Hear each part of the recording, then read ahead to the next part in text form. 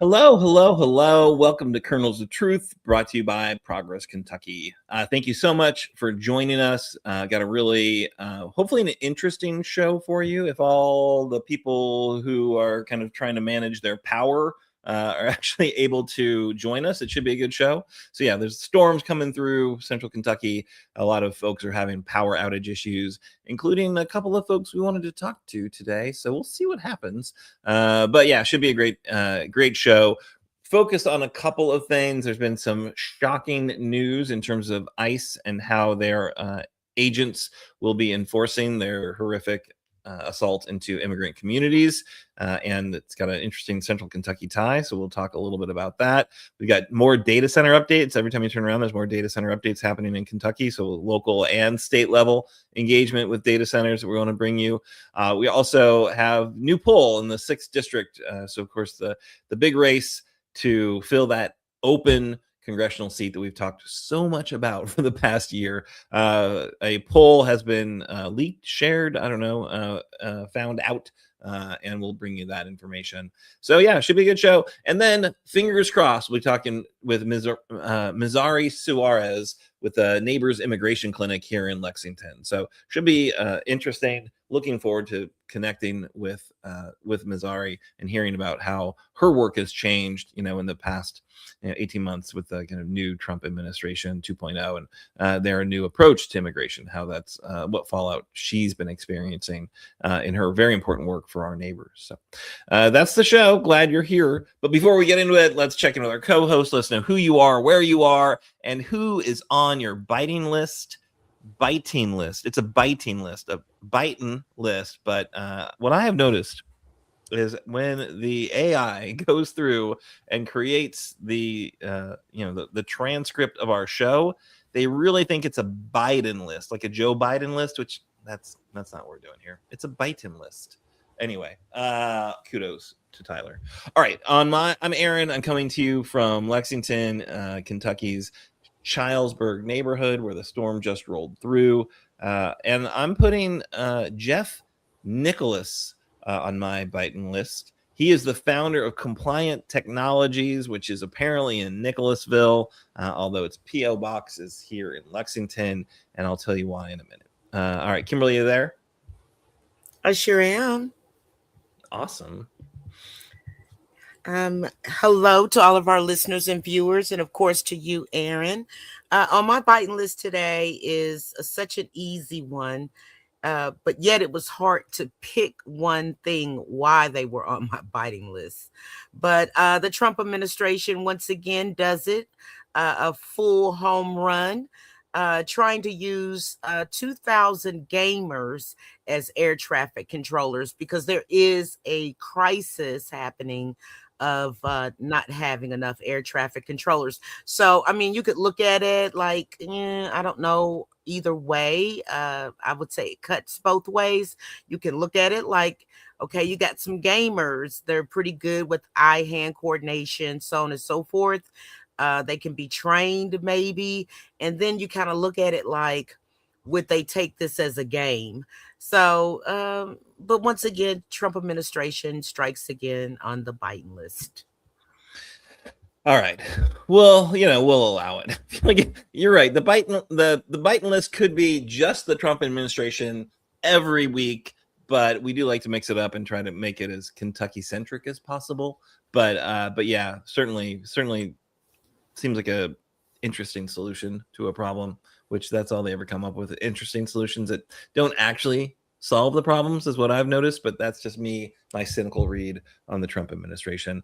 All right, so what's most important right now is that we focus on the fact that we have got very few days to go between now and November 3rd, right? So obviously, Kimberly just shared, Trump administration does stupid stuff every day. The best way to check Trump's power is to engage and make sure that on November 3rd, we have a House of Representatives, ideally a Senate, that will stand against Trump and not just be bootlickers that rubber stamp everything he wants to do. And that's what we've got right now with Mike Johnson at the head of the House of Representatives, John Thune in the Senate, filling the nasty and gross shoes of Mitch McConnell. So really important that folks engage, right? That's what I want to encourage you to do. If you're frustrated like I am every day with the bad news, get involved and do something. We have 83 days. Parker, how many days do we have? Where's that graphic? How many days do we have to go before now in November 3rd? It's 83 days until election day. I would say I'm a weirdo, but I would encourage you to use every single one of them to do something useful to make sure that we flip the House of Representatives.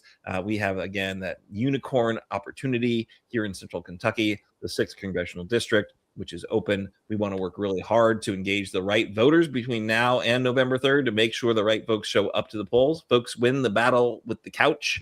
The electorate between a midterm and a general election, they look a lot different. A lot of people stay home because they don't really know what's going on. So it's really important that folks engage, folks hear compelling reasons to get involved. And we've been doing that work, right? So we've done about very, very close to 15,000 postcards to 15,000 voters that really need to be engaged between now and November 3rd. We're now in stage 2 of that effort. We're doing the deep canvassing work to follow up with those voters, engage those voters one-on-one, have a conversation about the kind of power of voting, have a conversation about the how you can protect the people you love through voting. That's a really important one. I think maybe for our guests, we can hear a little bit about that. But communities are vulnerable. People you love that are vulnerable to our political system, and connecting that to that vote, I think really matters. And honestly, the research shows it matters more than a candidate, and that's even some compelling candidates. So yeah, we are doing our best to get the word out. Come and join us. We're starting in the 45th district. We'll be there every Saturday for the next month plus. We get connected in Shiloh Park, and we will be out there at 10 a.m. We do have a link, which I know Parker can probably find and put in the comments, put in the show notes, so you can sign up for it. Oh, look right there. That's the story training. So that's an important first step. If you want to learn to do that deep canvassing and build your own story, encourage you to sign up for these storytelling workshops. Those are on Thursday and Sunday evenings, but you can also just show up for our canvassing, which is Saturday. So I think that's also a link that you can sign up to. Head to our Mobilize for sure to get the details and get locked in. And we want to take that information then, that training. Obviously the 45th district is important for a lot of reasons, but throughout the 6th district and your neighborhood in the 6th district, we'd love to give you the tools to take those conversations to your neighbors and make sure those folks win the battle of the couch on November 3rd. So that's what we're doing. It's a big effort. It's a big project. It's taking a lot of time. It's taking a lot of resources. You could, if your handwriting is suspect, so you can't do the postcards, which we are going to be doing postcarding again. We'll be at Wisebird. When are we at Wisebird? That is the 3rd Tuesday, so you can do the postcarding and join us. But if your handwriting is not great, and if you're scared to death about talking to a stranger, you can also just fund the campaign. So we really have a couple of important mailings we want to do. There's some digital advertising we want to do. There's some text banking that has some costs associated with it. So head to our Act Blue, make that donation, give us the resources. Again, it's like about 11,000 plus to do a mailing to these really important voters, and we'd love it if you could support our efforts to do that. So that's what's happening right now. A lot of important work, but most importantly, we're going to bring you the news that's going to motivate you to want to get involved and do a little bit more, because it's always an interesting political week in news here in Kentucky. So I think the first story is mine, so I'm going to share it with you. This is lit up my socials, maybe yours as well. The story's coming to us from the Kentucky Lantern, and it is the news that ICE is going to outfit agents with electric shock gloves from a Kentucky company that has a $10 to $20 million no-bid contract, because that's, of course, how the Trump administration rolls. Apparently, this guy must be like a Mar-a-Lago member, or maybe there's a Trump son that's invested. But yeah, this is nuts. So federal immigration agents may soon be outfitted with a device, electrical shock gloves, manufactured by a Kentucky company. The U.S. Department of Homeland Security plans to spend between $10 to $20 million on a device from this Compliant Technologies. The AP first reported about this upcoming no-bid contract, and then the Kentucky Lantern jumped on that. The device the department is seeking are called the GLOVE, or glove, generated low output voltage emitter, and these will quickly, safely allow an officer to overcome the resistance of a non-compliant subject. So that's brown folks, be on the alert. Anyone who is protesting against ICE, I'm sure they expect these to be useful to apprehend folks that are trying to get in the way of ICE, which of course, I guess it's better than the shooting people in the face they've been doing. But this is outrageous, right? That it's being manufactured theoretically, in Kentucky. My hunch is it's got a lot of Chinese components, and it doesn't sound like this company has a lot of track record of doing this type of work. Sounds like it's a local veteran who is got this company. It's got a PO box in Lexington. His business is registered to his home in, I think, Nicholasville. And he didn't want to give any comments when he was contacted, but it's it seems ridiculous. Aaron Petrie, who of course ran for the 6th district, didn't make it past the primary, but has been super active since the primary, said she loves supporting local businesses, but not like this. And how ICE agents would use the device is obviously the most important consideration.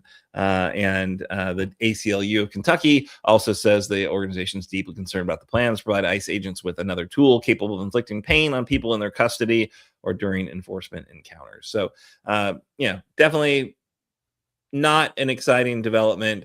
And certainly the Kentucky wrinkle meant we wanted to take, draw your attention to it. I know there's a lot of people who are trying to figure out how exactly to protest this, and is there a physical location of this company that we could head to and make our kind of concerns known. This Compliant Technologies in Nicholasville, but again, it's a dude's house, which let me know if you wanted to protest outside of his house, we can figure that out.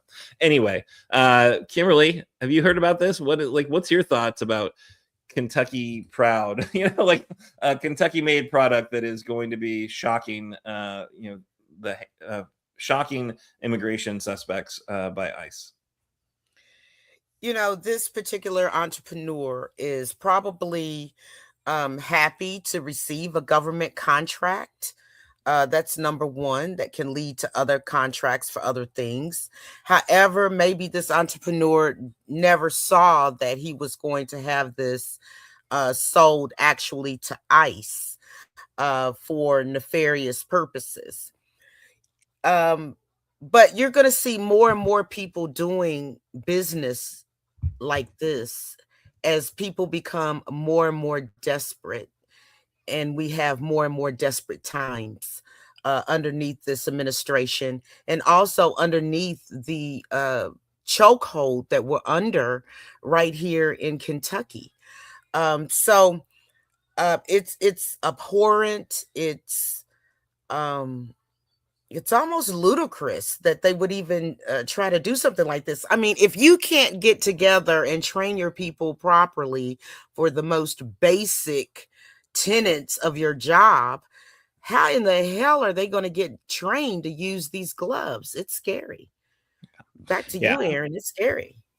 Yeah. Again, I'm a fan of non-lethal options because they've clearly done a horrible job of choosing when to use their lethal options. But it does seem a little unwise to unleash these poorly trained officers into the communities with shock hands. I don't know. Isn't there something in Spider-Man? Like somebody's got one of those, the vultures guy. I don't know. Anyway, I do think that this, very much related to, just the overall how ICE is being prosecuted in communities. This just again raises more questions about what they're trying to do in our neighborhoods. All right, Kimberly, I think you have the next story about an ongoing issue that we have been talking about quite a bit, the data center developments. Yes. And why is it so important to stay aware about data centers? Because before you know it, it could be one coming in your neighborhood. So it is advisable to stay up to date on these data centers. They pull more energy, they pull more water. They're detrimental somewhat to the environment. So it would behoove you to be aware of these data centers. But right here where I am in Louisville, Kentucky, Jefferson County, our metro government has received another application to build a 350,000 foot data center in the southwest part of our city. But the application will not be processed at this time. Our mayor here in Louisville, Mayor Greg Greenberg, said at a news conference that he has instructed his teams to hold on that application while Metro Council considers the proposal. Motorola, I can't even say the word, Aaron, tomorrow night at their council meeting. So actually, the council's planning and zoning committee advanced this stay, so to speak, sending it to a full council for vote on August the 13th. So our mayor then said that he has called on the council to approve that they don't move on this just hours before the committee votes. So we'll see about that. But in the meantime and in between time, our honorable governor, Andy Beshear, is always doing something positive. And he is cracking down on a statewide effort on data centers, announcing Thursday that he signed a series of regulations into effect via an executive order. He's saying that data centers can bring needed investments to our communities. However, our governor is saying, but economic wins cannot come at the cost of the health and safety of our families or the communities that we call home here in the state of Kentucky. So his executive order does not ban data centers. However, the decisions around whether or not to allow data centers to be developed will be still up to local communities. And the executive order also sets up guidelines to ensure data centers developers are good neighbors. And what the governor means by good neighbors, that they're paying their fair share of state, local, and school taxes, that they're following all of the rules and regulations, protocols, and procedures. And also that they want an ability, the governor wants an ability to have their applications approved or revoked if necessary. So data center developers will also need to meet a number of environmental provisions, including ones that are around water usage, air quality, per the order. So, you know, we're glad that the governor has stepped up for this as well. We appreciate that the governor honestly cares enough about the state of Kentucky and the impact of data centers. Too bad this executive order didn't possibly go in effect before there was proposed regulations that they want to do here in Louisville, now that they're scaling back and not approving these applications. But it's not going to apply, Aaron, to a roughly a $1.6 million square foot data center that's planned in Kentucky, right here in Louisville on Campground Road, which did receive approval from the city's planning commission under existing rules that were in effect way back in March. So that facility is a joint development by the Louisville-based Poe companies. We hear that company a lot all over the state of Kentucky, Poe companies, and Virginia-based Powerhouse Data Centers. So this is an ongoing story, and we'll make sure to keep our listeners and our viewers up to date on what's going on. Back to you, Aaron.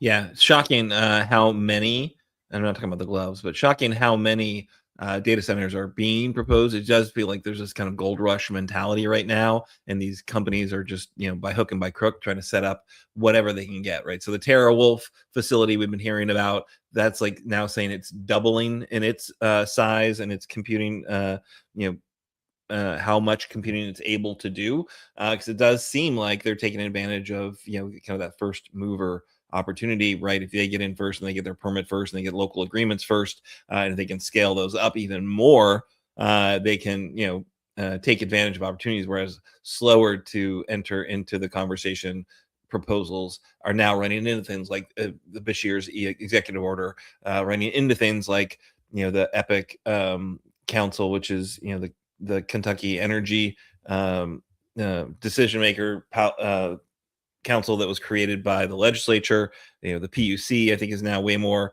concerned about how utilities are responding to data centers and making sure that the data centers actually are paying all of their own costs to get hooked into the grid and get the power delivered that they're going to need, this massive amounts of power. So it's a moving target in terms of how many of these things are trying to come online and where they are, how big they are. That changes depending on which day you read about them. Apparently, the DOE is repurposing a site they own in Paducah to create, allow for data centers. Andy Bashir didn't even get briefed on it. His environmental cabinet didn't get briefed on it before it was made. It was announced, because the Department of Energy is such a kind of captured agency in terms of whatever these big energy interests want to do. So unfortunate there.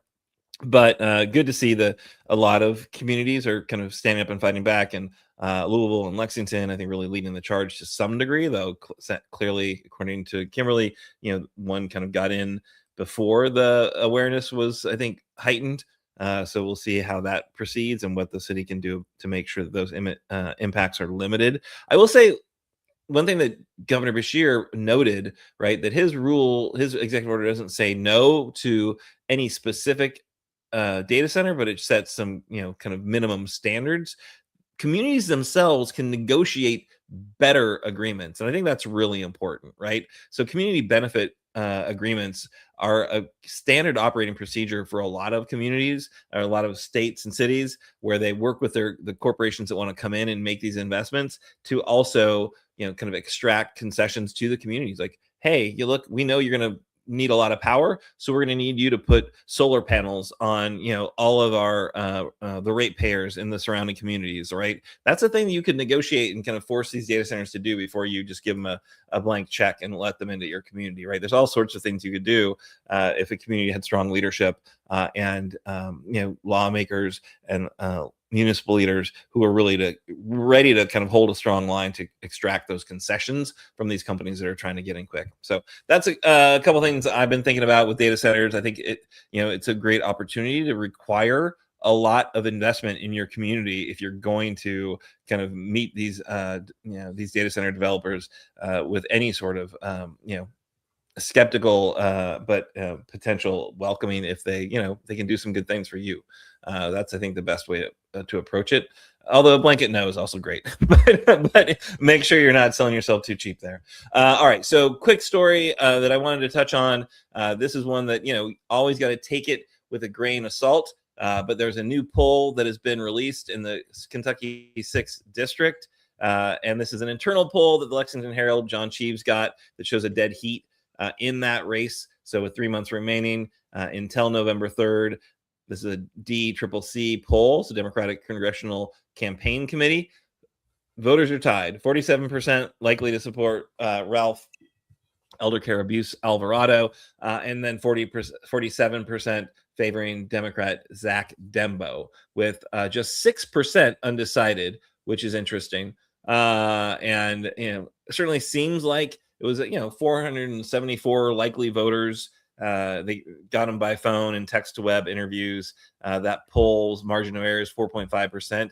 Although I will say, if you've been watching the local, the recent politics, not local but national politics, like the Michigan Senate race, the Wisconsin governor's race, the polling seems to be wrong, like widely wrong. So I will take this, with a grain of salt. But the fact that in a D or so R+7 district, Zach is currently tied with Elder Care Abuse Alvarado is certainly of note. But again, snapshot in time, totally fallible. Just some interesting information to show that this is a race that I think certainly could go in a way that would be useful to those who do not want to have a Trump bootlicker representing them in Washington, D.C. So one final update, and then we're really, really excited to talk to our guest. There's been new developments in the MItchspiracy. So Mitch McConnell is now saying that he's been discharged from rehab and is at home recovering, still, of course, having those 20-minute phone calls with other members of the Senate. apparently a bunch of folks were at Fancy Farm, talked to Mitch for 20 minutes. And, but another picture of him, and his wife looking, well rested. But he's got a job where he can take a lot of paid time off and really kind of phone it in. And people are, he's not being fired, which is cool, because I think everyone should have that. But I will say, Mitch is definitely, whatever you think of the Mitchspiracy, he is definitely portraying very clearly he does not really care what his constituents think, because he has not answered any of their concerns about, concerns about his life and whether he in fact is alive. I wouldn't necessarily expect him to be responsive to internet theories, but when the governor asks you to say, hey, let me know how you're doing, you would expect some polite response to the governor. But at any rate, I'm sure he was sitting back and laughing at the whole thing, if he in fact is able to laugh. Lots of unknowns here, people. All right, and with that entry, really excited to chat with our guest. This is somebody that we've known of the work of this organization that she leads for quite some time. We know it's gotten more and more important as the days go on. But bringing to you Mizari Suárez with the Neighbors Immigration Clinic. And Mizari and I, our audio does not actually agree, so she's going to stay on mute until I give her a chance to answer some questions, and then I'm going to go on mute so you don't have to listen to the horrible kind of double audio thing that we have going on right now, because I think Mizari's power is out and she's using her phone for a hotspot. So you get an award for showing up for sure with these conditions. But yeah, I'm going to just give you a chance to tell people about the work that you guys do, about how hard, how has it changed since the Trump administration has come in with a very, strong immigration mandate, and how that's trickled down to your community. And then most importantly, what people can do to kind of help support the work you're doing. Yeah, thank you for having me. I really hope technology cooperates with me.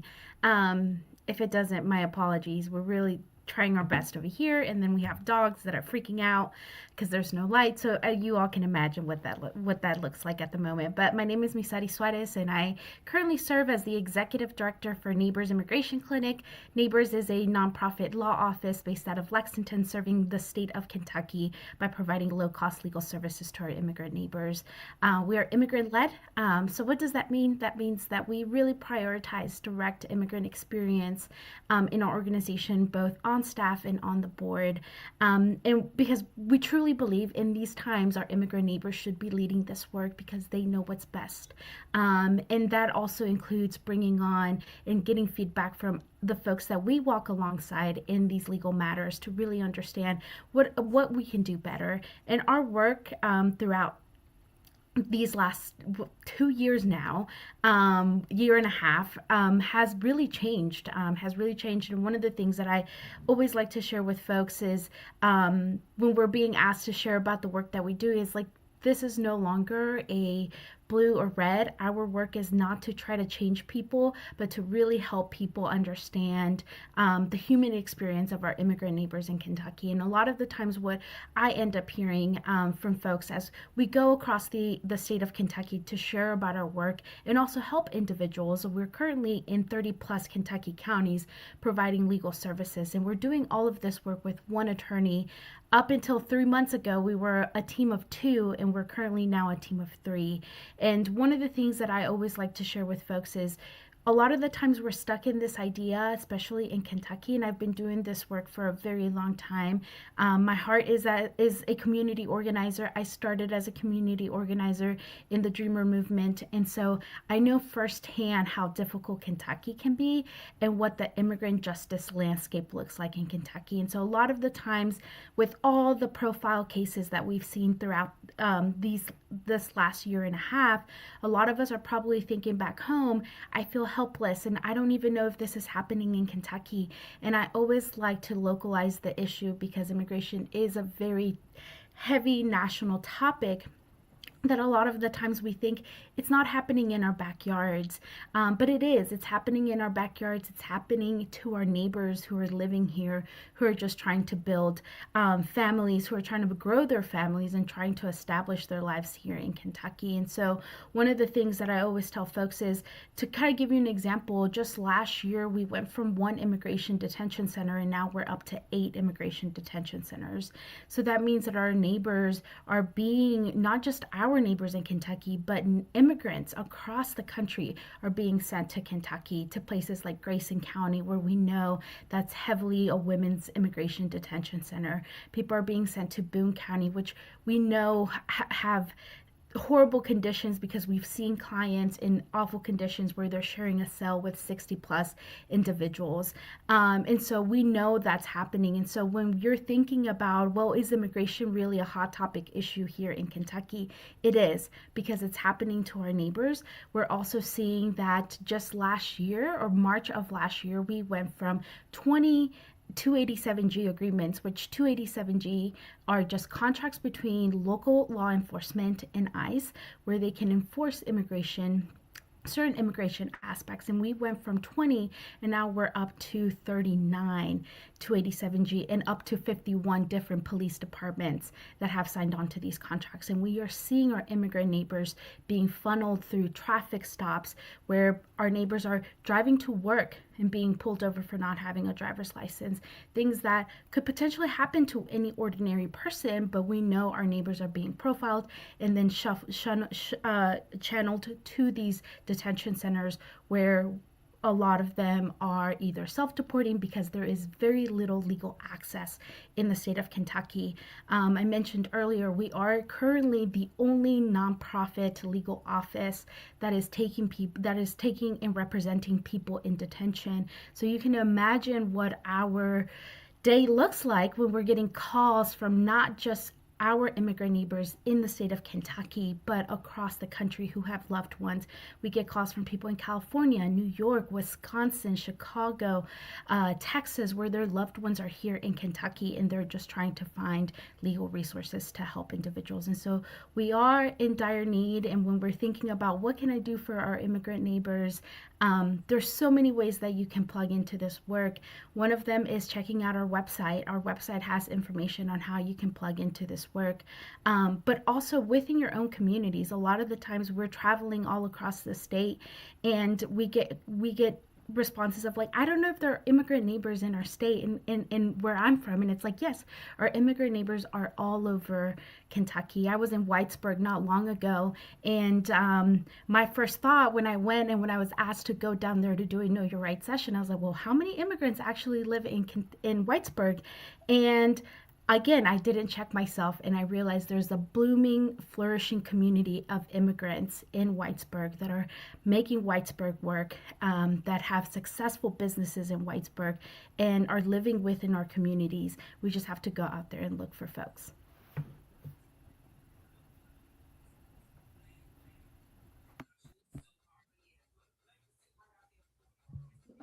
All right. So thank you. That sounds really like critically important work, especially the kind of the expansion of the number of detention facilities in Kentucky. I know there's some very active detention facilities, as you say. You're hearing from people all across the country who are trying to get to their loved ones.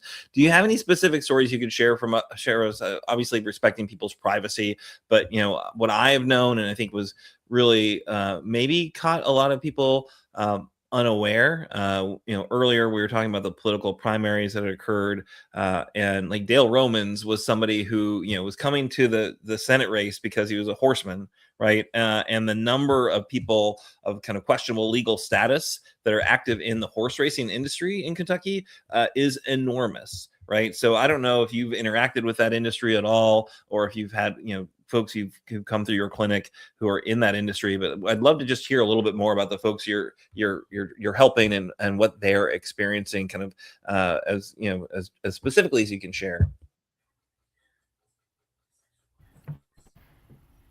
Yeah, I again, technology. So I heard little bits of that question, but I'm going to try to answer it best to my abilities and what I heard. So what we're seeing is we work with folks all over across Kentucky. And so what we're seeing is we are seeing just a heightened fear of even people showing up to our appointments, right? We're also seeing we've at the beginning of last year, interesting enough, we went to several horse farms and we did Know Your Rights sessions. And one of the things that I've been telling folks is what has happened in Kentucky from last year compared to this year, it has drastically changed in that we went from, again, 20 something counties up to 39 counties and 51 something police departments across the state that have these 287G communities. And so what we're seeing, even now, especially with a lot of like horse farms, is people are just very resistant. A lot of horse owners are very resistant to even allowing us to come in and share just basic information with their workers.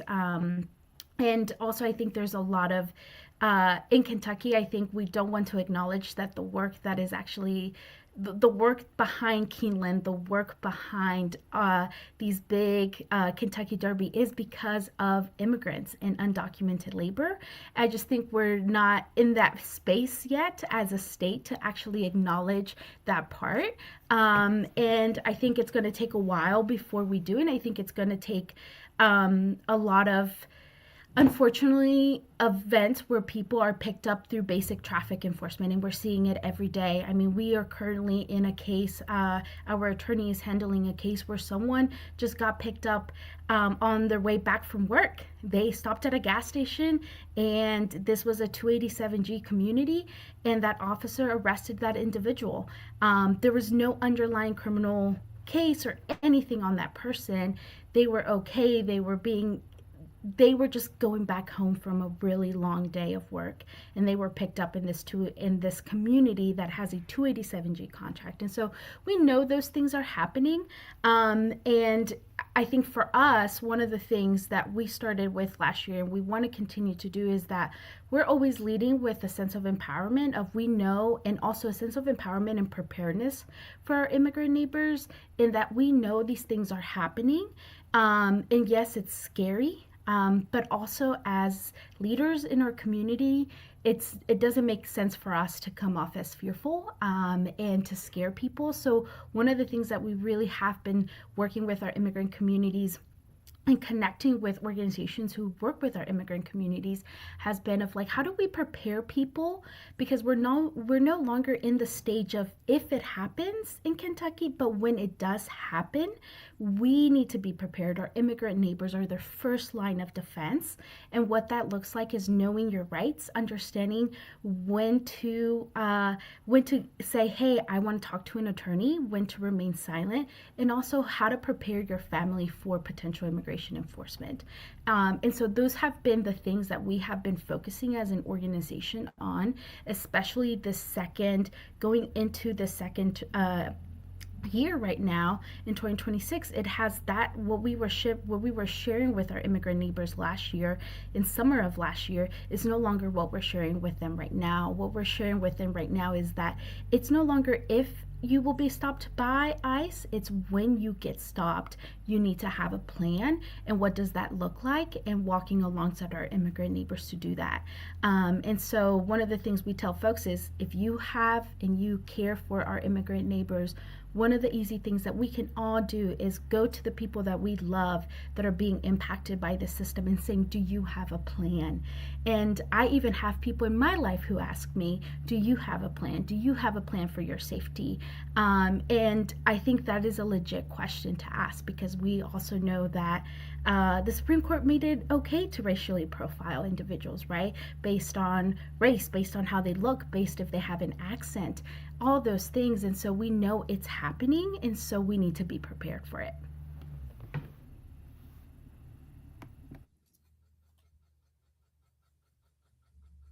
That's super powerful, and thank you so much for sharing kind of what folks are experiencing. Mizari, Kim, do you have a question for Mizari? It's a long road, but there will come a time things will finally end up how they're supposed to. I commend you for the work that you're doing. I just wish that things could be a lot better right now. And that's all that I really have to say at this particular point. So we've seen these, local communities who are enforcing ICE rules. They've doubled since the kind of Trump, doubled-ish, very close to doubled, since the Trump 2.0 administration. And so that means, I guess, that Kentucky isn't seeing like roving bands of, Operation Metro Surge, kind of like ICE officers. That's more they're coordinating with local law enforcement folks who can, do these, basically, what would have been illegally profiling earlier, and as you say now, the Supreme Court has made it okay. So it just seems like it's hard for the community that wants to support our neighbors, because it doesn't seem like it's one spot that it's happening. It's happening kind of everywhere. Is that will you say that's accurate, Mizari? Yeah, it's happening all over the state. I mean, one of the things that has really complicated our work and is that we're a team of one attorney, right? And so as this is happening, it's not just happening in Lexington, it's happening in just Scott County, in Montgomery County, in Letcher County, in Perry County, in places that we would think, well, we know that there are a high population of immigrants in central Kentucky and Louisville metro area, but we're also looking at places like Perry County and Letcher County where we're seeing this uptick in people being detained through basic things like traffic enforcement. So it's happening all over the state. Why we're seeing a huge impact and why my push is to really help us understand what's happening in Kentucky is because we just don't have the immigrant infrastructure to really support this. So when I always tell folks would ask me, do you think we're going to have something like what happened in Chicago? And it's like, no, I don't think we're going to have a Chicago or Minneapolis. What we're going to have is what happened in South Nashville, where there was traffic enforcement between state troopers and cooperation between ICE. And that's what we're seeing to an extent here in Kentucky with local law enforcement. And that's what's happening. And so, and that's not to alarm anyone. It's to also think about, how are we going to protect our immigrant neighbors? How are we going to step up? What does that look like? And everyone's capacity is very different, right? Maybe some of us can donate. Maybe some of us can help people with preparedness packages. Maybe some of us can work alongside our church to help individuals fix their car, even a broken tail light. We've seen those cases come across our office where we even had a client who 4 times in 1 month, we're talking about basically almost once every week, was pulled over by police because of their broken tail light, or I had no idea that there's a little light that needs to shine on your license plate in the back of your car. So like those little things of like just helping people maintain their vehicles is a huge thing of just making sure that we're protecting and keeping our immigrant neighbors safe, and asking them like, what is it that they need from us, right? What is it that they need from us in order to feel safe? Because again, we're not seeing this thing just being one isolated incident in Lexington or Louisville. We're seeing it happen across the state in places where, again, I mentioned earlier Whitesburg, places like Whitesburg, right? Where even when I went down to Whitesburg, I had people say, well, this is never going to happen here in Whitesburg. And then a couple weeks later, Letcher County signed on to a 287G. So it's like, we might not think it might not happen, but we're actually a lot closer to it than we think we are. And so again, our big thing is stressing that preparedness of like, it's no longer if it happens, but when it does happen, we need to be prepared, because it's happening all across our state. And we just, as a state, as a community of givers and the philanthropy world, we're not ready for that in Kentucky. We're not ready for what potentially anything could come down, right? I'm not saying that we're gonna not get a Chicago. We could not, but like from what I've been seeing and what I've experienced and the work that I've been doing as a community organizer way before even becoming an executive director has been, we've always known that there's been in Kentucky a collaboration between our local law enforcement and ICE, and we're seeing it more visible. I mean, just last legislative session, they were trying to introduce that all 120 Kentucky counties sign on to 287G agreements. So it shut down, thank goodness, but we're not promised that that might not come up again next legislative session. And so I think things like that are things we need to keep in mind, that it's not an issue just happening in Lexington or central Kentucky. It's happening in places where we don't physically have a presence, right? We don't physically have an office there, but we've been building systems of support and network throughout the state with folks, churches, folks that we trust, to say, hey, how can we respond to ICE enforcement? And I think that is a way that folks can really plug into the work. And at Neighbors, we do have an organizing side to our organization. Again, my heart is a community organizer. And the idea really is to plug people into the work, train folks on what does immigration enforcement look like in our state, and how we can step up as individuals or community groups, right, in our specific areas to really protect our immigrant neighbors.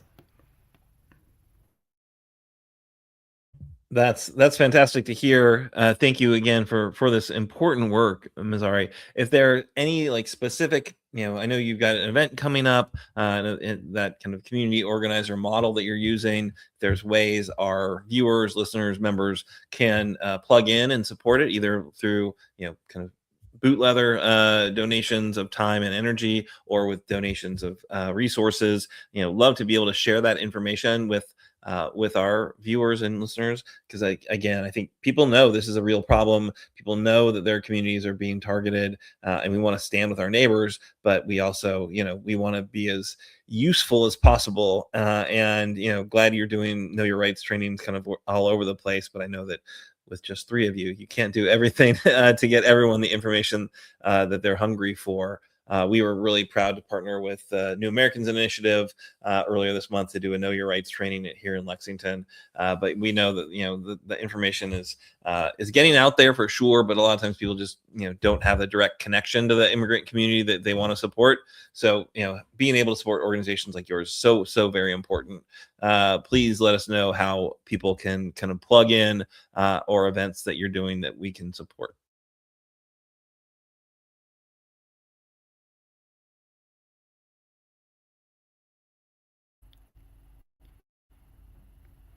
Yeah, so we have an upcoming event. It's our annual event. It's called A Day for Immigrant Justice, and I'm a very sappy person.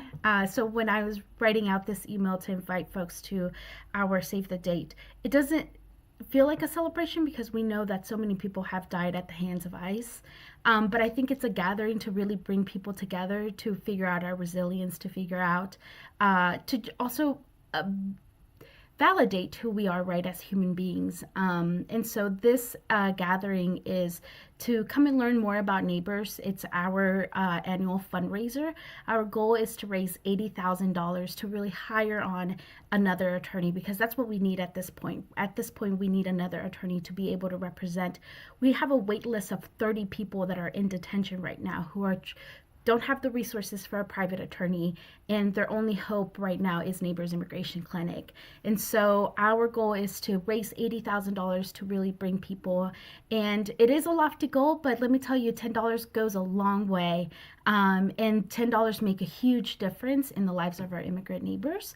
And we also have upcoming trainings. If folks are interested in plugging into our work, you can check our website at www.kyneighborsclinic.org and fill out a form. There's a form on there about organizing in our communities. We have an upcoming training. If you fill out that form, we will send you the invite to that upcoming training that will take place this in August, later this month.